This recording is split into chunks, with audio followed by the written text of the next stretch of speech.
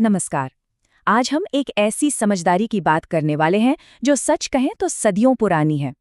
ये है strategically wait करने की ताकत, जिसे हम कह सकते हैं सोची समझी सहनशीलता की कला। अच्छा, कभी ऐसा हुआ है कि जल्दबाजी में कोई फैसला ले लिया और बाद में लगा हो कि अरे यार ये क्या कर दिया? हम सबके साथ होता है ना? ये एक बहुत ही आम मानवीय भूल है और ये हमें एक बहुत ज़रूरी सबक सिखाती है, धैर्य की कीमत।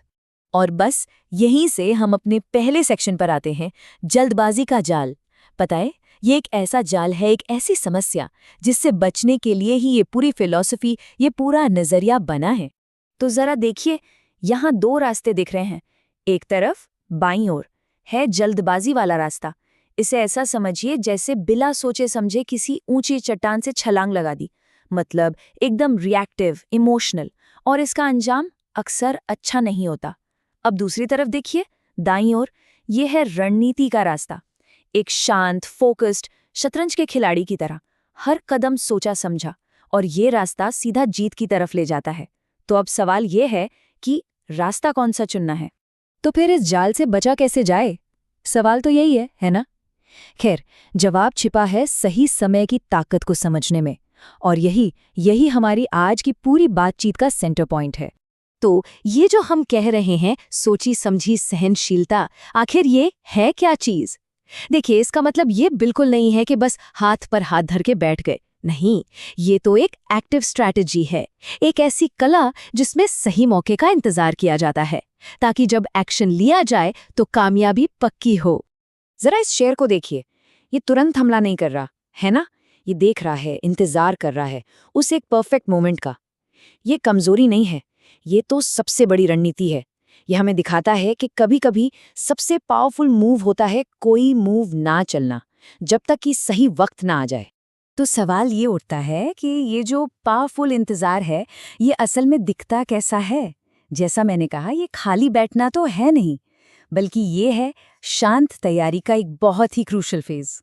इस इंतजार वाले फेज को ना हम दो बहुत ही सिंपल लेकिन पावरफुल स्टेप्स में बांट सकते हैं।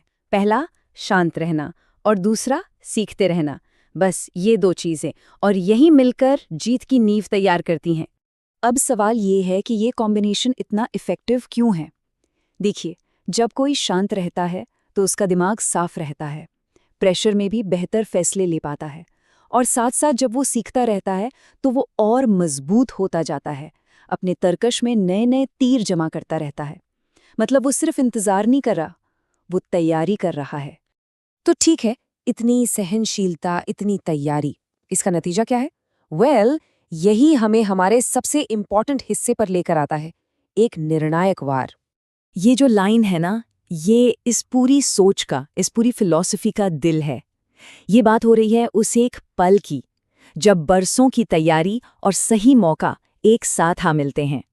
और फिर जो कदम उठाया जाता है वो इतना असरदार होता है कि प्रॉब्लम को जड़ से ही खत्म कर देता है। और हाँ, ये समझना बहुत ज़रूरी है कि यहाँ वार का मतलब कोई वायलेंस नहीं है। इसका मतलब है डिसाइसिव एक्शन, कोई ऐसा कदम जो गेम बदल दे। जैसे कि सालों की रिसर्च के बाद बाजार में कोई नया प्रोडक्ट लॉन्च करना, या महीनों की बातचीत के बाद एक बड़ी नौकरी का ऑफर कबूल करना। ये वो आखिरी टुकड़ा है जो पूरी पजल को सॉल्व कर देता है। तो चलिए इस पूरी फिलॉसफी को क्विकली समराइज करते हैं 4 की पॉइंट्स में। सबसे पहला, जल्दबाजी के खतरे को पहचानना। दूसरा, सही वक्त का इंतजार करने की कला में माहिर बनना।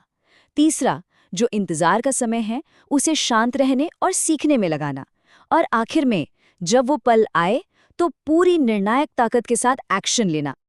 और इस बातचीत को हम इसी एक सवाल पर खत्म करते हैं।